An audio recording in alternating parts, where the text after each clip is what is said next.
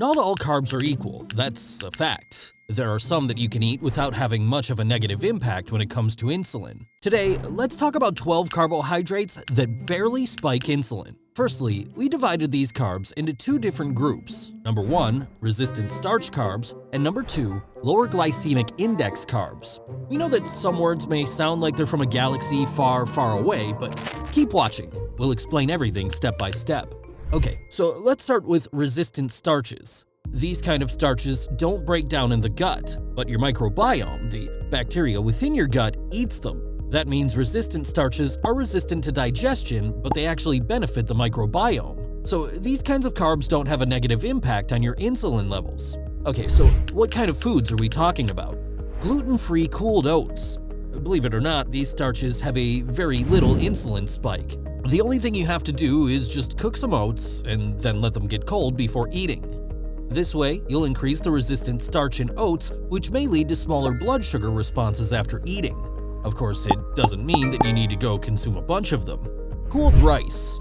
You can have a small amount of cooled rice without worrying that you'll have an insulin spike. The best option is sushi rice that doesn't have added sugar. Plantains. Plantains should be halfway to being ripened before use. Green plantains are a great source of resistant starch, don't raise blood sugar, and feed the good bacteria that keep your gut healthy. Cold bean salad. That might seem weird, but cold bean salads have a high degree of resistant starch. Cassava. Cassava is a nutty-flavored, starchy root vegetable. You can eat it whole, grated, or ground into flour to use in bread and crackers. By the way, there are a lot of cassava chips on the market you should try. Tiger nuts. Tiger nuts contain compounds that may reduce how much sugar is absorbed in your gut. A great option is to use tiger nut flour in your baked goods. Okay, let's move on to another category, and this is the lower glycemic index carbs. The glycemic index is a value assigned to foods based on how quickly and how high those foods cause increases in blood glucose levels. Foods low on the glycemic index scale tend to release glucose slowly and steadily. It means such carbs barely spike insulin and even help keep us in a fat-burning stage longer. So what kind of foods do we have on the list?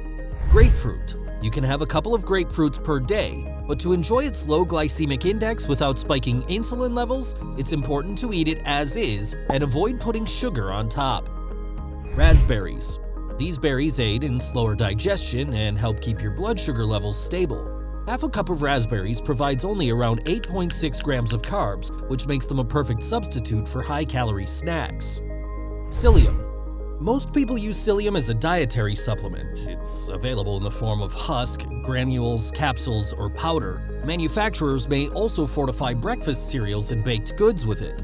Psyllium is so low glycemic, it practically has no effect on your insulin levels at all. A daily dose of at least 10.2 grams can promote lower blood sugar levels. Lentils. Red split lentils and green split lentils are super low glycemic, especially if you heat and then cool them down.